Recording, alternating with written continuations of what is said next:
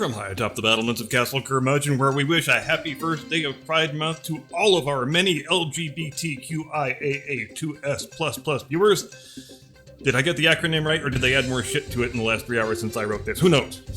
Don't care. More importantly, good evening, Mr. and Mrs. America and all ships at sea. Welcome to the Blast Radius. Thanks ever so much for joining us this evening. Here is your golden age of Western civilization news roundup for the week ending 30 May 2025. Dateline Washington, Monday, 26 May.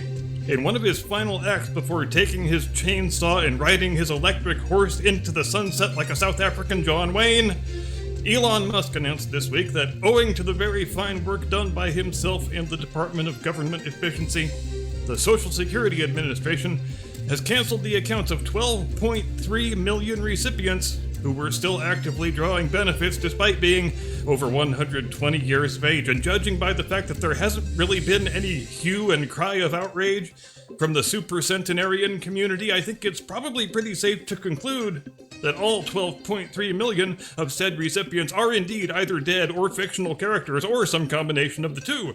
Dead fictional characters, you might say. And look, I'm no fancy academic who knows the New Deal backward and frontward. I don't wear cologne that smells like the aroma from FDR's colostomy bag, although I do have a Gwyneth Paltrow vagina candle. And I did stay at a Holiday Inn Express last night, if that counts for anything. But nevertheless, I feel pretty confident in asserting there was nothing in the Social Security Act of 1935 that extended benefits to dead people and fictional characters. I mean, just ask freaking Mickey Mouse. He's applied for Social Security like 4 million times at last count, and he's only 97 years old. He's only 2 fucking years older than Clint Eastwood. How's that for a total mind fuck? 1, you're welcome. 2, you owe me a cigarette. And Mr. Musk was quick to point out, as well he should have been, that this is only the wildly obvious cases here. These are just the ones where you can say, yeah, this 146-year-old lady who was born during the Rutherford Hayes administration probably isn't really still alive and cashing her Social Security check every month. And they found 3.2 million of those. So just imagine what those numbers are going to look like when they start digging into the age ranges where people might plausibly still be living, but in reality are not. I mean, to all intents and purposes, when a person dies, doesn't their Social Security number just become a free lottery ticket blowing around in the wind like the plastic bag from freaking American Beauty, waiting for some fraudster to grab it and go cash it in? And this isn't all just fun and games. This is actually some pretty heavy real-world implications that we're looking at, because we all know that according to the current official prognostications, the Social Security Trust Fund is scheduled to go insolvent a mere 11 years from today in the year 2036. But if we manage to get all the fraud out of the system, I mean, let's say we've got 20 million accounts fraudulently drawing benefits, which seems pretty plausible based on what we know. In fact, it might be a low estimate, if anything. Then would that 2036 date still be true? I can't imagine how it would be. So have we had a viable Social Security system this whole time? All these many decades when we thought the thing was careening toward insolvency? But all we needed to do was get the freaking fraud out of there? Because it sure looks a hell of a lot like that from where this reporter is sitting. And my 157-year-old great-great-great-grandma who personally shook hands with Buffalo Bill Cody agrees with me too. Dateline Seattle, Tuesday, 27 May. A local Christian pastor is demanding an apology from Seattle Mayor Bruce Harrell after Mayor Harrell wasted no time in declaring that the pastor and his church group, who were violently attacked by a mob of crazed homosexuals while attempting to hold a legal permitted anti-abortion event in a public park, were totally at fault for the fact that they got attacked. And this is a case where I really can't do justice to the thing without reading it out in its entire smarmatastic entirety, so here it is. And bear in mind as you listen, the people he's criticizing and lambasting are the people who got attacked. And I reiterate a question I posted in a video the other day. Why would the gays have a problem with an anti-abortion rally? If there's any group of people who don't have any skin in the abortion game, isn't it the gays? Seriously, what part of this am I not understanding? But without any further ado, here is Mayor Mayor Harrell, quote, Seattle is proud of our reputation as a welcoming, inclusive city for LGBTQ+ communities, and we stand with our trans neighbors when they face bigotry and injustice. Today's far-right rally was held here for this very reason, to provoke a reaction by promoting beliefs that are inherently opposed to our city's values in the heart of Seattle's most prominent LGBTQ+ neighborhood. When the humanity of trans people and those who have been historically marginalized is questioned, we triumph by demonstrating our values through our words and peaceful protest. We lose our voice when this is disrupted by violence, chaos, and confusion. Anarchists infiltrated the counter-protesters group and inspired violence, prompting SPD to make arrests and ask organizers to shut down the event early, which they did. While there are broad First Amendment requirements around permitting events under free speech protection, I am directing the Parks Department to review all of the circumstances of this application to understand whether there were legal location alternatives or other adjustments that could have been pursued. The police department will complete an after-action report of this event, including understanding preparation, crowd management tactics, and review of arrests and citations. I am grateful for those who make their voices heard in support of our neighbors without resorting to violence. In the face of an extreme right-wing national effort to attack our trans and LGBTQ+ communities, Seattle will continue to stand unwavering in our embrace of diversity, love for our neighbors, and commitment to justice and fairness, end quote. Now, in that entire ridiculous wall of text, did you hear anything resembling a justification for why it was okay to attack the anti-abortion people? I myself did not. It's really quite a bizarre statement from top to bottom, almost like he doesn't fully understand that the people he is blaming for being attacked were not there on any sort of anti-gay or anti-trans mission. How is being opposed to abortion anti-gay? Unclear. How is it anti-trans? Again, unclear. And it's also interesting to note, I think, that being against abortion is now all it takes for the mayor of an American city to brand you extreme far right. And up until 5 minutes ago, those are the sorts of labels that we used to reserve for, like, I don't know, actual neo-Nazi skinhead types. And hell, I am even old enough to remember when there was a pro-life Democrat caucus in the U.S. House of Representatives that had several dozen people in it at least, and nobody wanted to kill them. It was not all that long ago. It was in the present century, in fact. So how quickly does the Overton window shift in our current day and age? That's how fast. And that's also what an ideological litmus test looks like. And today's Democrat Party sure has no shortage of those. Being a pro-life Democrat didn't used to be any sort of a big deal, but today it's a deal breaker. Today it gets you branded extreme far right all by itself, as well as anti-trans and anti-gay and what the hell ever else. Do mainstream parties in first world liberal democracies act this way? No, they do not. Only Marxist revolutionaries act this way. Does it make any difference that today's Marxist revolution waves a rainbow flag instead of a red banner? No, it doesn't. Dateline Washington, Wednesday, 28 May. Secretary of the Navy John C. Phelan announced this week that the U.S. Navy will no longer conduct animal experimentation involving dogs and cats, which is welcome news, don't get me wrong. I mean, I can't imagine any material way in which our naval defense readiness was being bolstered by suffocating Fido and Fluffy, and also we have Elon Musk and the Doge boys to thank for this one as well, because this was a thing that they identified and they took it to leadership, and leadership took it to the SecDef, and the SecDef said, yeah, that's a hell of a good thing to get rid of. Well done. But at the same time, knowing President Donald Trump as I like to think I do, I can't help wondering to what extent this is a total troll move on his part. Like he's testing the limits of how far the media Democrat complex is willing to go with their central organizing principle of, if Trump does a thing, then it's bad and evil and we hate it. Because let's call things what they are. We know for an absolute fact that the moment this news story broke, all of the usual suspects, all of your disgraced former fake news sludge mongers who are currently podcasting from their spare bedroom, your Jim Acostas, your Don Lemons, your Keith Olbermanns, your Jamel Hills, everybody in that whole hall of shame, you know they saw this news and immediately, reflexively, started writing their respective monologues about how suffocating dogs and cats is actually totally awesome. It's absolutely crucial to our naval defense readiness, and Trump would only do this because he's a racist authoritarian who hates democracy or something. Hell, Olbermann probably did a whole fucking miniseries about it already, for all I know. But based on his view counts lately, it's not like anybody would know one way or the other because nobody watched. If we're being honest, Keith Olbermann would probably have to light his hair on fire while coming out as a non-binary drag queen space alien at this point in order to pop 50,000 views, which, to be fair, probably wouldn't leave him all that far behind the MSNBC primetime lineup at this point, am I right? You know, I actually can recall posing that very same rhetorical question from time to time before. In fact, I've probably done it on this very program. The question that says, if Trump says he likes cats and dogs, would Democrats start executing their pets? And I've been pretty firmly in the camp of, yeah, I think they probably would. In fact, I'm fairly certain of it. Because if life has taught this reporter anything over the course of the last decade since Mr. and Mrs. Trump first came down that golden escalator, it's that Trump derangement syndrome and Trump psychosis complex are two afflictions that don't know any limiting principle.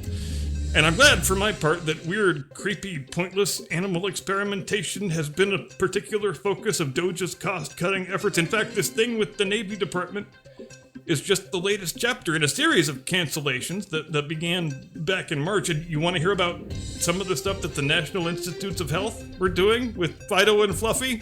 Yeah, I think you do. Quote, one of the grants, worth $299,940, was titled Gender-Affirming Testosterone Therapy on Breast Cancer Risk and Treatment Outcomes, and used toward transmasculine animal experiments in which female cats were administered testosterone and had their ovaries removed, end quote. In other words, for you Alex Jones fans out there, they were not just turning the frogs gay, which they were, by the way, they very much were doing that. He was right about that one all along, but they were also transing the dogs and the cats. They are transing the dogs, they're transing the cats. Is that worse than Haitian migrants eating the dogs and the cats? I can't say. That's not for me to decide. After all, we report, you decide. That's the way this equation remains. Dateline London, Thursday, 29 May.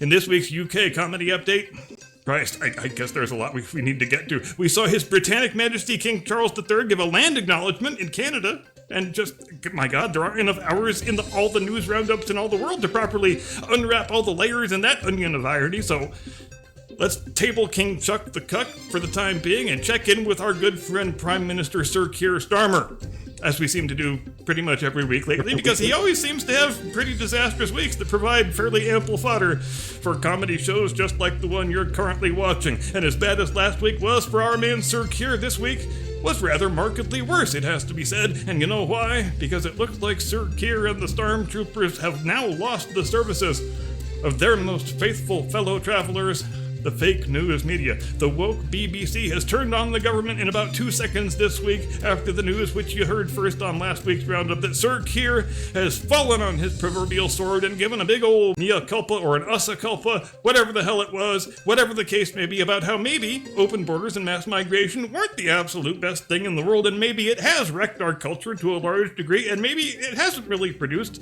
any of the wondrous economic benefits that we said it would. And you can just imagine how this statement went over down at BBC HQ, since if there's anything that we know about the world, it's that the Beeb is the most maniacally left-wing globalist broadcast outlet in the history of the Western world, or frankly any other world for that matter. I mean, these guys make freaking NPR sound like the Barry Goldwater network. BGN, if you will. Would this reporter pay $10 a month for BGN? Yeah, by God, you bet your ass I would. But that's not important now. The important thing is that the Beeb is very, very upset indeed that the Labour Prime Minister has spoken in contravention of the open borders religion, which, when you combine it with climate change fanaticism, is way the hell closer to a de facto state religion than the Church of England is. In fact, speaking of that, did you hear that the Archbishop of Canterbury retired a few months ago, and they just haven't replaced him? Do they plan on replacing him at some point? Unclear. But it's a remarkable snapshot, I think, of the extent to which the citadel of the British state religion is no longer Canterbury Cathedral, but rather BBC headquarters. If the chairman of the BBC retired, do you think they would let the office stand vacant for nearly half a year? Yeah, me either. If the Prime Minister said the Church of England is bullshit and Anne Boleyn wasn't all that great and we should have just stayed freaking Catholic, would the BBC give one single damn? We know the Archbishop of Canterbury wouldn't complain because, first of all, he doesn't exist, and even if he did, he would probably be off blessing a gay marriage somewhere.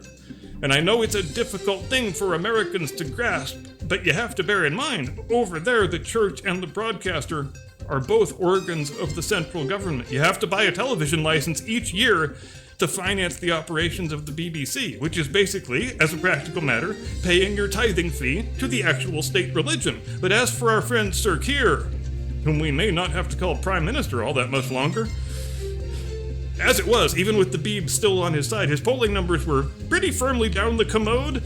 But now that he's on the Beeb's bad side, and it might be fascinating to see if them turning on him even does anything to move the needle of public opinion, and maybe it won't. Maybe he and the Labour Party have made the calculation that nobody takes the state-run fake news media seriously anymore. And their granting of approval or opprobrium doesn't really mean anything because everybody knows they're just making an entertainment product. Like a less classy, less erudite version of pro wrestling. But rest assured, Mr. and Mrs. America, our London bureau is on this story like sunscreen on an Irish tourist in the Caribbean, and we will keep you apprised of any new developments. Dateline Washington, Friday, 30 May. Alright, this is a conversation that we've needed to have for a fairly long time. Do I know how to say that in sign language? No, I don't. And it doesn't matter anyway. Why does it not matter? Because it's not 1956 and closed captions exist. I know what a mind-blowing piece of news this is. In any event, the National Association for the Deaf is suing the Trump administration due to their intolerable decision to no longer have a sign language interpreter on the screen during White House press briefings. And if you find yourself flipping back in your mental calendar and thinking, it seems like Democrat presidents always have the sign language person on the screen and Republican presidents never do. I wonder why that is.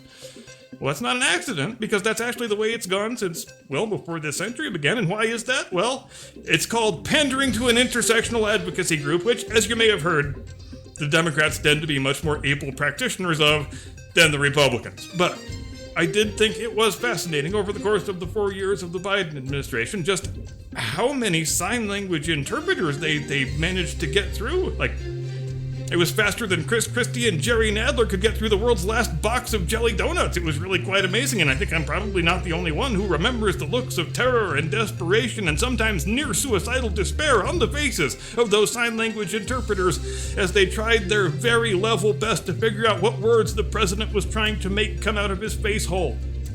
I imagine it's a lot like being an air traffic controller. People just can't handle the stress. It drives them to drink, and they have to swap you out for somebody else with less frazzled nerves. Like 5 weeks later, they quietly ship you off to a little sanatorium somewhere, or they put you in a straitjacket and gloves so you can't talk sign language to anybody. Which reminds me of an old Helen Keller joke. How did Helen Keller's parents punish her when she talked back? They made her wear mittens. And look, if you get the impression that I'm not all that upset over the plight of these sign language interpreters, it's because I'm totally not. I don't know about anybody else, but I've kind of always found sign language interpreters a bit too smug and self-satisfied for my taste. Like they're waving it in the faces of actual deaf people, like, ha ha ha ha ha, my ears work, plus I speak your language better than you do, so suck on that, buddy. In fact, I got this job just because it's such a wonderful advantage, being able to hear sounds and not be a deaf person. Like, seriously, do they have to be so overbearing and obnoxious and trying so hard to call attention to themselves all the time? Because you know what? Here comes a couple of uncomfortable news flashes. Number one, most people are not deaf. Number two, a sign language interpreter on the screen is really incredibly distracting for a vast majority of the viewing public. Number three, closed captions exist, and they are really damn good most of the time. I bet the YouTube live captions on this very video are just as good as any sign language interpreter is. But again, if you're trying to do a real-time Joe Biden to English translation, neither one is really able to achieve anything close to 50% accuracy. We just don't have the technology yet. I heard that's going to be Elon's next project, actually. He's going to build the world's first viable Biden to English translator. And will it cost more than putting men on the surface of Mars? Yeah, it probably will. But you know what the really depressing thing is? That's the end of the Roundup. So now it is that time again when I hand you off to my distinguished colleague, your illustrious co-host, a man who demonstrates by his very existence that large furry hominid fatigue is not and shall never be a thing. The one and only, your friend and mine, Mr. Caucasian Sasquatch.